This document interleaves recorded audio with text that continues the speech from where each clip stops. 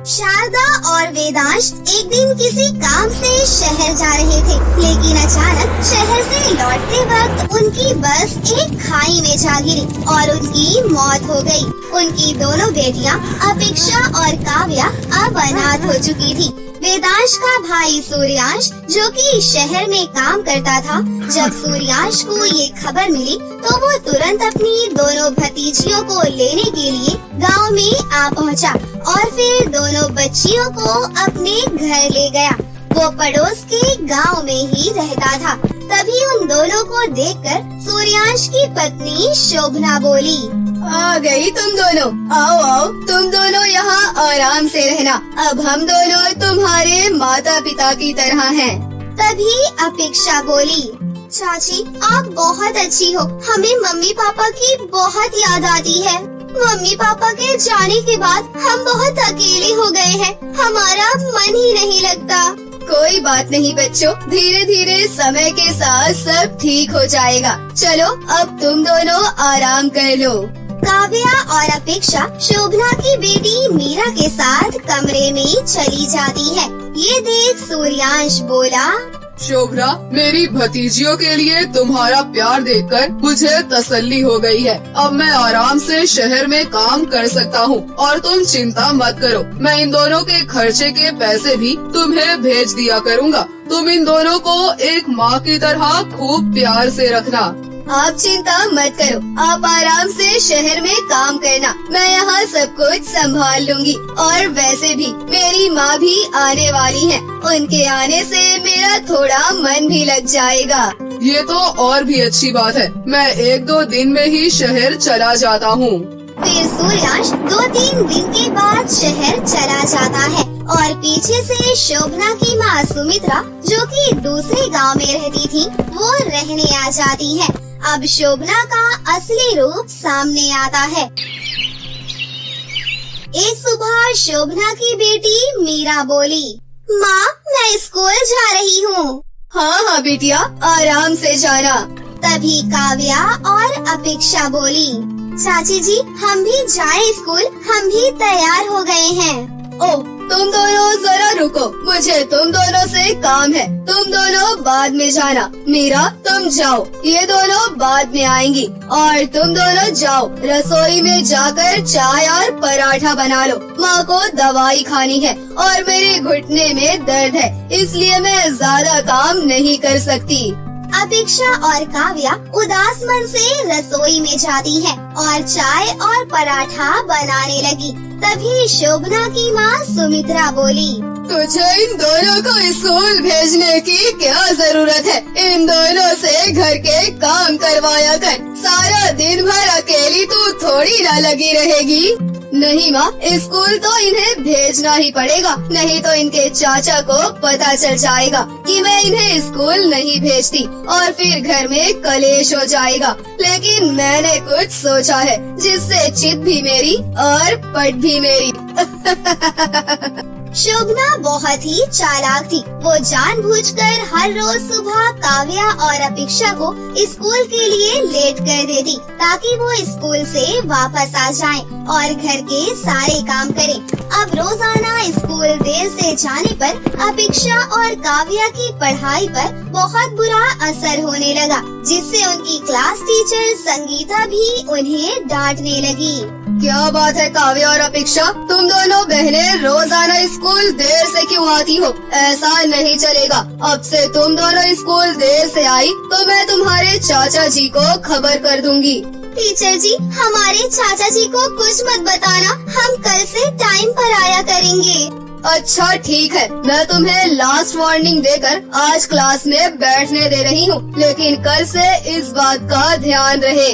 अपेक्षा और काव्या घर जाकर ये बात अपनी चाची को बताती हैं। ये सुनते ही शोभना गुस्से से बोली, अगर ये बात तुम्हारे चाचा तक पहुंची कि तुम दोनों देर से स्कूल जाती हो, तो वो मेरा कुछ नहीं बिगाड़ पाएंगे, बल्कि तुम दोनों को ही डांटेंगे और फिर तुम दोनों का नाम स्कूल से कट जाएगा। अपनी चाची की ये बात सुनकर दोनों बहनें डर गईं और वो किसी से कुछ नहीं कहती। लेकिन अगले दिन वो दोनों फिर से स्कूल लेट पहुंची। स्कूल में क्लास टीचर संगीता ने उन्हें फिर से बहुत डांटा और पनिशमेंट भी दी। फिर स्कूल की छुट्टी हो जाने के बाद दोनों बहनें दुखी होकर एक पेड़ के नीचे जाकर बैठ गईं और रोने लगी। मम्मी पापा, आप हमें छोड़कर क्यों चले गए? आपकी तरह हमारा कोई ख्याल नहीं रखता। जब से मम्मी पापा गए हैं, हम दोनों बिल्कुल अकेले हो गए हैं। हमें कोई प्यार नहीं करता। चाची हमसे घर का सारा काम करवाती है। हम टाइम से स्कूल भी नहीं जा पाते, पर हम ये चाचा जी को भी नहीं बता सकते। काव्या और अपेक्षा जिस पेड़ के नीचे बैठकर रो रही थी, उसी पेड़ के पास एक कांच की बोतल पड़ी हुई थी जिसमें कुछ हलचल हो रही थी। अपेक्षा का ध्यान उस बोतल पर गया और उसने तुरंत उसे उठा लिया। अपेक्षा ने जैसे ही बोतल का ढक्कन खोला, उसमें से एक सुंदर परी बाहर आई। वो दोनों परी को देखकर घबरा गईं। तुम दोनों घबराओ नहीं, मैं तुम्हें कुछ नहीं करूँगी, बल्कि तुमने तो मुझे इस बोतल से आजाद किया है। तुम दोनों बहुत दुखी लग रही हो, बताओ मैं तुम्हारी क्या मदद कर सकती हूँ? परी की बात सुनकर काव्या और अपेक्षा ने सारी बात बताई। दोनों मासूम बच्चियों की बात सुनकर परी का मन भावुक हो गया। अच्छा तो ये बात है, मेरे पास तुम्हारी इस समस्या का हल है। मैं तुम्हें जादुई यूनिफॉर्म दूंगी, जिसे पहनते ही तुम तुरंत स्कूल पहुंच जाओगी। इससे तुम्हें देर भी नहीं होगी। साथ ही तुम इस जादुई यूनिफॉर्म से जैसा कहोगी वो वैसा ही करेगा। अब तुम्हें कोई भी काम करना नहीं पड़ेगा, और अगर किसी ने भी जादुई यूनिफॉर्म को नुकसान पहुंचाने की कोशिश की तो उसे इसकी सजा जरूर मिलेगी। अच्छा, अब मैं वापस अपने परी लोग जा रही हूँ। तुम इस जादुई यूनिफॉर्म को रखो और आराम से अपने घर जाओ। परी जी, आप बहुत अच्छी हो। थैंक यू हमारी मदद करने के लिए। परी उन्हें जादुई स्कूल यूनिफॉर्म देकर वहाँ से गायब हो गई। अब अगले ही दिन से अपेक्षा और काव्या जैसे ही जादुई स्कूल यूनिफॉर्म पहनकर तैयार हुई, तो उनके कहने पर स्कूल यूनिफॉर्म ने अपना जादू दिखाना शुरू कर दिया। जादुई यूनिफॉर्म हमारे लिए जल्दी से नाश्ता बनकर तैयार हो जाए। इतना कहते ही झट से उनके सामने नाश्ता बनकर तैयार हो गया। दोनों बहनें खुशी से झूम उठी और झटपट नाश्ता किया।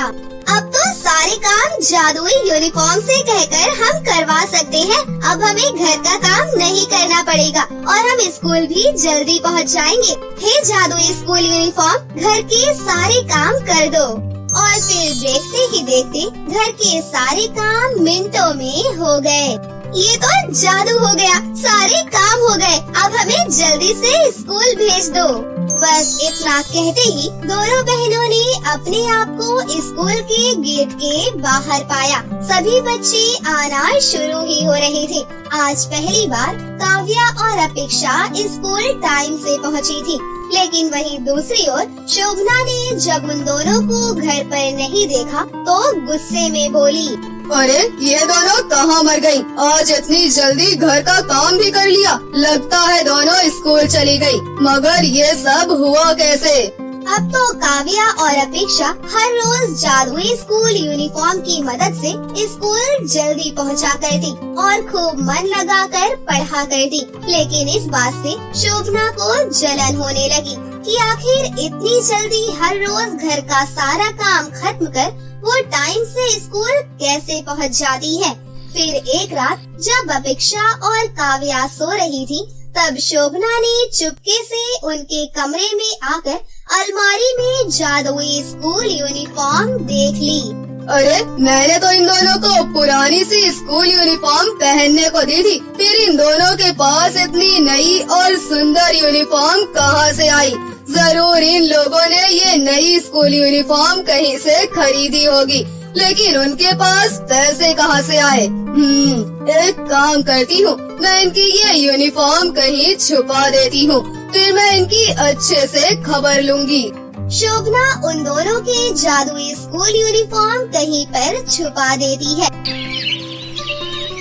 अगले दिन जब अपेक्षा और काव्या सोकर उठी तो उन्होंने देखा कि उनकी जादुई यूनिफॉर्म गायब है। वो दोनों परेशान हो गयी और उन्होंने अपनी चाची से पूछा, चाची हमारी नई स्कूल यूनिफॉर्म कहीं मिल नहीं रही, आपने देखी है क्या? वो यूनिफॉर्म तुम्हें नहीं मिलेगी। पहले ये बताओ तुम्हारे पास नई यूनिफॉर्म कहाँ से आई? तुम दोनों के पास इतने पैसे कहाँ से आए? कहीं तुमने मेरे पैसे तो नहीं चुराए? जल्दी बोलो सच क्या है, वरना तुम दोनों को घर से निकाल दूंगी। चाची जी, हमने यूनिफॉर्म चोरी करके नहीं खरीदी, बल्कि वो तो जादुई स्कूल यूनिफॉर्म है। वो हमें परी जी ने दी है। उस यूनिफॉर्म को पहनकर हम जल्दी से सारे काम भी कर लेते हैं और स्कूल भी टाइम पर पहुंचते हैं।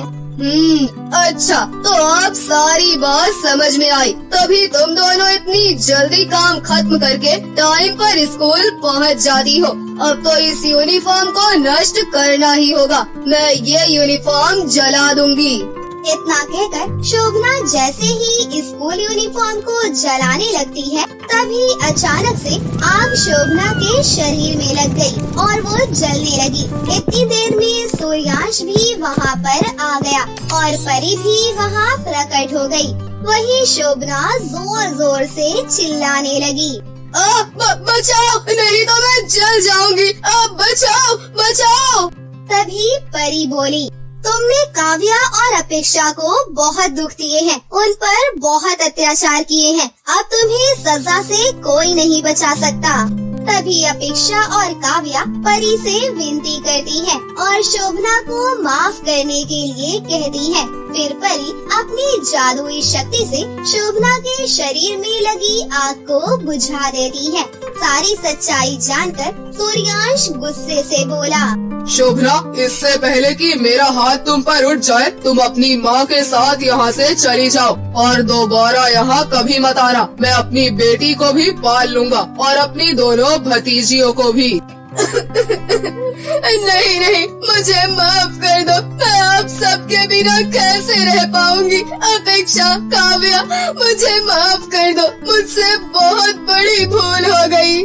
तभी काव्या और अपेक्षा बोली, चाचा जी, चाची को कुछ मत कहो, उन्हें माफ कर दो। हम पहले ही अपने मम्मी पापा को खो चुके हैं, अब चाची को खोना नहीं चाहते। चाचा जी प्लीज चाची को माफ कर दो, आखिर ये हमारी माँ जैसी है।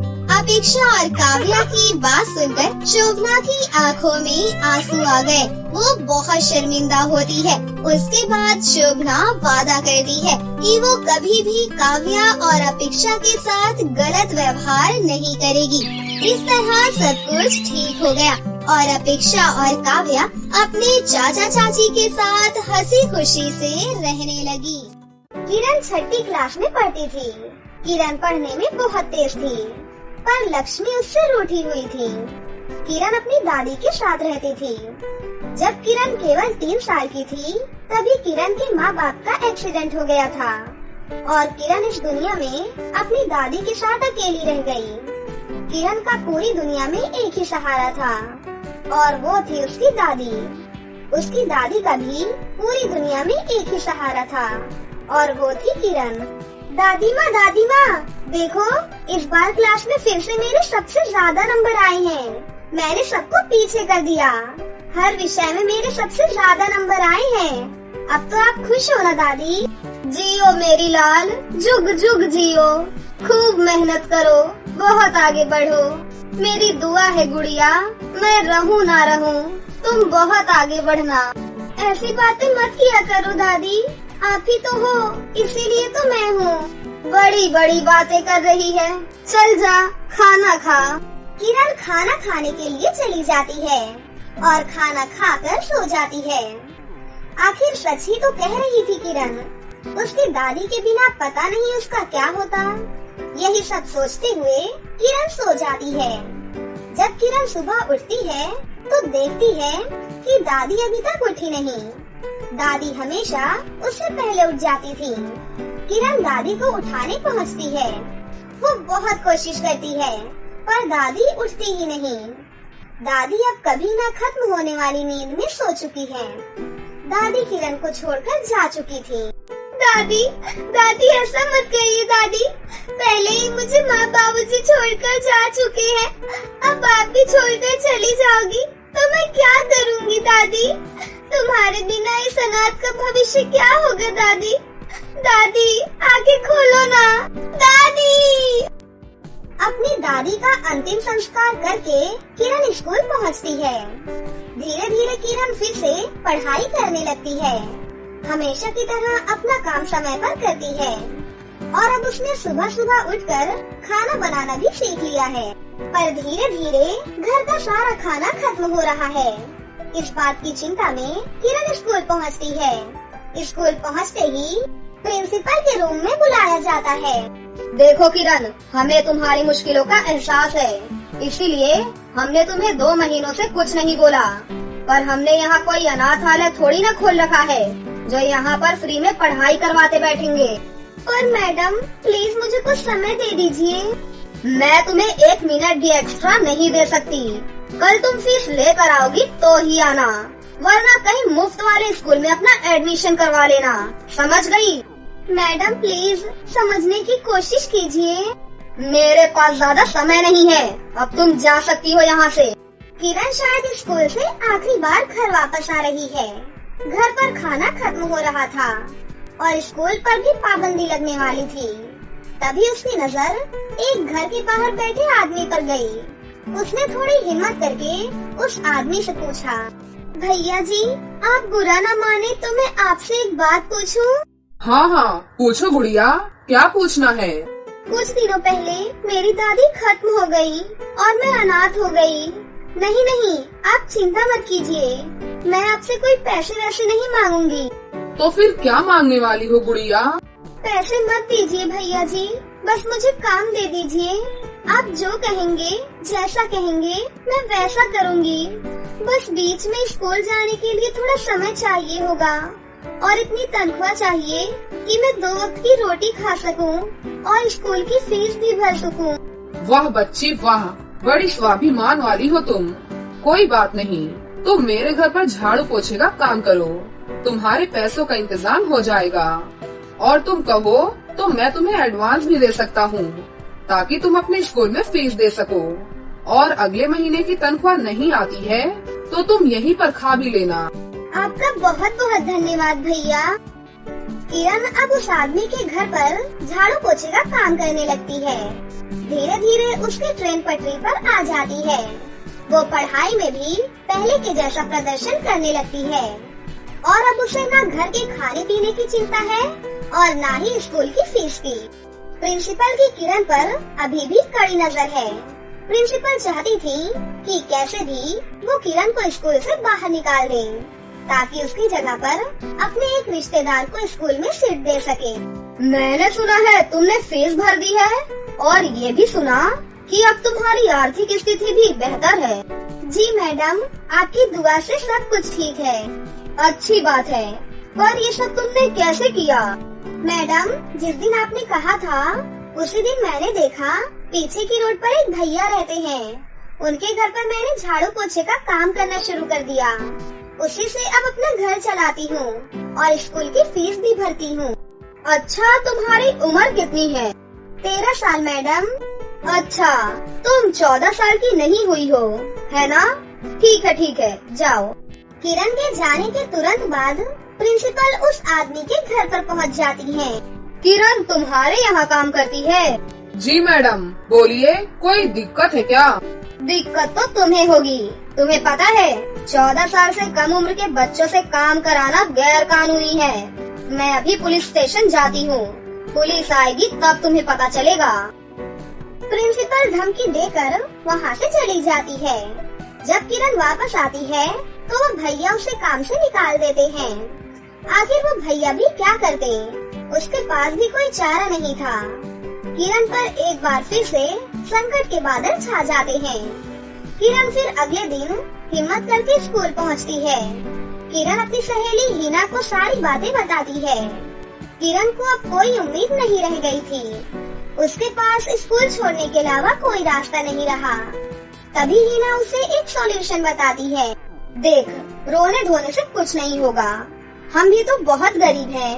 अगर तू बोल तो मैं अपने मम्मी पापा से तेरे रहने का इंतजाम करवा देती हूँ, वरना तू खुद ही अपना इंतजाम कर ले। मुझे समझ में ही नहीं आ रहा यार कि अब मैं क्या करूँ। मैं बताती हूँ तुम्हें क्या करना चाहिए। तुम सबसे पहले मेरे सवाल का जवाब दो। तुम पढ़ाई में अच्छी हो या नहीं? तुम तो जानती ही हो मैं कितने सालों से लगातार फर्स्ट आ रही हूँ।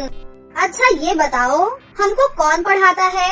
हमको तो क्लास में कुछ नहीं समझ में आता। ऐसी कौन सी लड़की है जो हमारी मदद करती है? मैं ही करती हूँ, और कौन करता है? अरे तो भैया तुम पढ़ाओ हमको, और हम अपने साथ कुछ और लड़कों को लेकर आएंगे। तुम उनको भी पढ़ा देना। तुम्हें ट्यूशन फीस से इतने पैसे मिल जाएंगे कि तुम्हारा काम भी चल जाएगा और दूसरों बच्चों का भला भी हो जाएगा। कहो मेरी ये बात तुम्हें कैसी लगी? तुम्हारी बात मुझे सही लगी। तुम्हारा बहुत एहसान रहेगा। एहसान की छोड़ो यार, बस तुम मुझे इस साल पास करवा दो।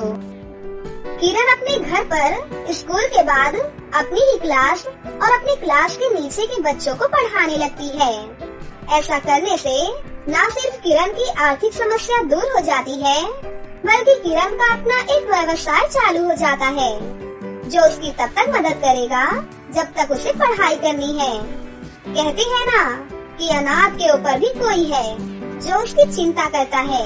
कहते हैं ना, जो अनाथ होता है उसका नाथ ऊपर वाला होता है, पर नीचे वालों को भी हिम्मत करनी होती है। किरण ने हिम्मत और मेहनत नहीं छोड़ी और अपनी परेशानियों से छुटकारा पाया।